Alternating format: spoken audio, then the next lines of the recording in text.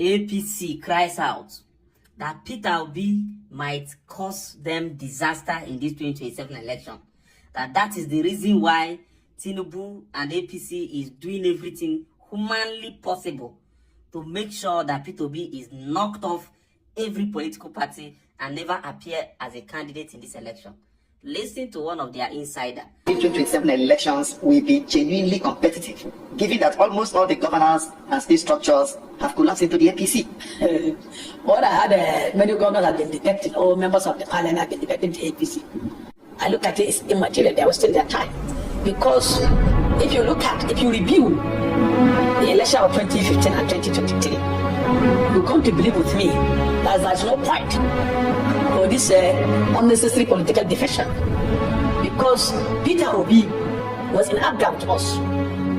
In 2003, when Peter Obi ran election with Mbanuji and Ingige, Abga doesn't have structure in Anambra State.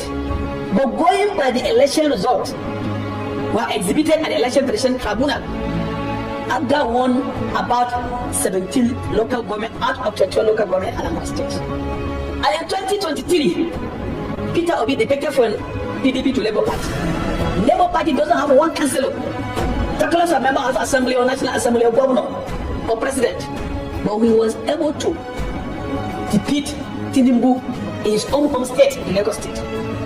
He was able to defeat the Director General of the Tinubu Cabinet Organization, Simon Lala, in Plateau State. And he was able to defeat the national chairman of APC, Abilai Adamu, who was 2 times governor of Nasarawa State, a senator, a sitting national chairman, defeated in his doorstep. Come to the seat of power and defeat APC and PDP in Abuja. All the Southeast, where APC has a governor, David Omahi has a Almighty Hope Ozidima, in Abia State, where they have Ojus Okado, and many others. He defeated all the 5 Southeastern states, and he came to the South, defeated Delta, a Vice President Atiku Abubakar, Okowa, Labour won. Almighty Ados Oshomole was defeated in Edo State, a former national chairman party state senator. You understand? So the experiment is there. Mr. President and the APC, nobody should deceive them. They should go back to the drawing board, take the result of 2015 election, where Buhari defeated an incumbent governor, incumbent president, with all governors, more than 26 governors, on the fall of PDP. All the senators, most of the senators are the PDP. Buhari hands down defeated Jonathan. Atiku has been running for president about 4 times. Now if you run for president now 5 times. You understand? Shared states with Peter Obi, 12 states. Peter Obi has 12 states, Tinubu has 12 states, and Atiku has 12 states.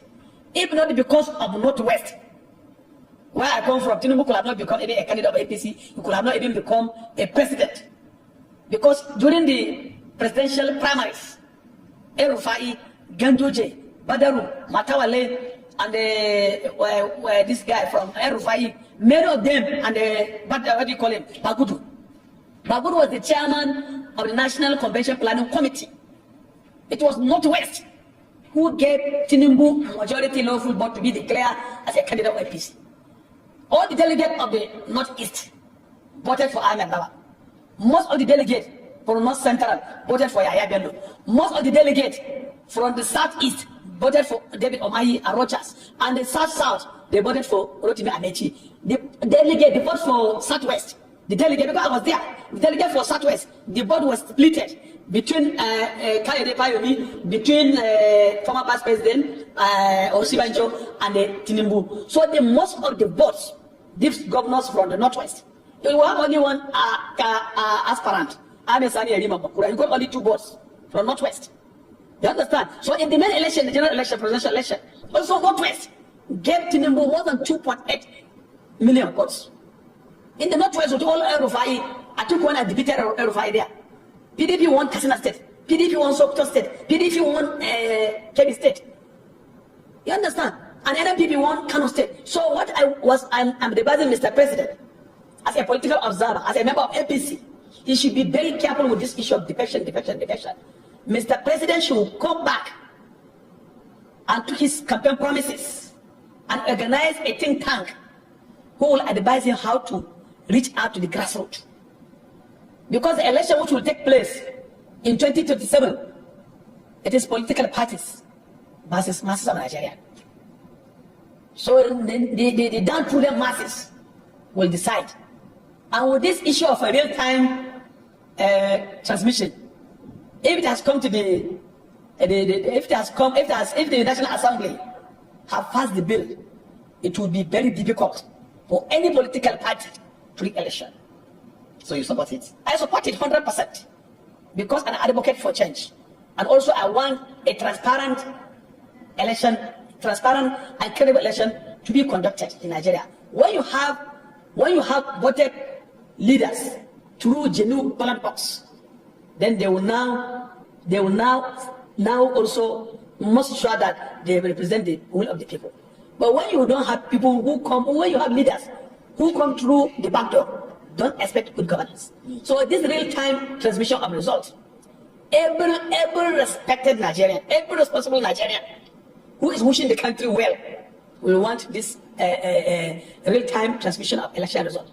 You know, in the last election 2023, Supreme Court have made it clear, and even in the Court of Appeal, that AREC is unknown to the law.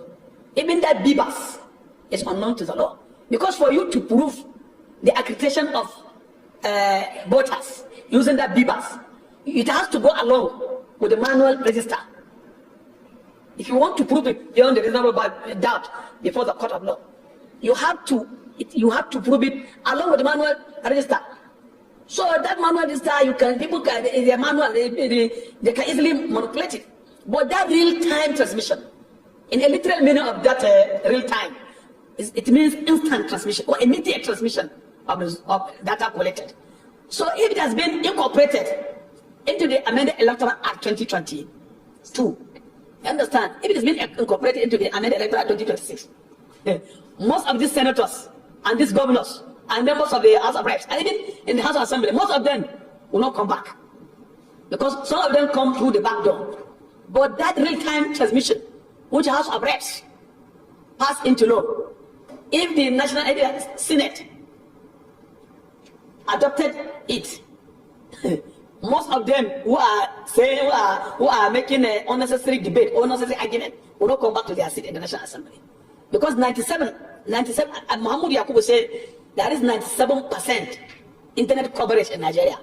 When you have only 3% of area where there is no network, is it not a shame for a sitting senator inside the National Assembly chamber who say there's no internet network in his community, which I have been there in that community live? I went to Egbere. I went there, and I've been using my internet there. If you go to Hatia, you go to almost part of our Abia State, there's internet coverage. And if there's no internet, what was the city senator doing there? Why can't he deploy internet services? You understand how much it will cost him to deploy Starlink in many of these communities? You understand? So the senators, most of the senators are not doing what they are constrained for them to come and do in the National Assembly. I'm telling you, this is my own personal opinion, and I understand.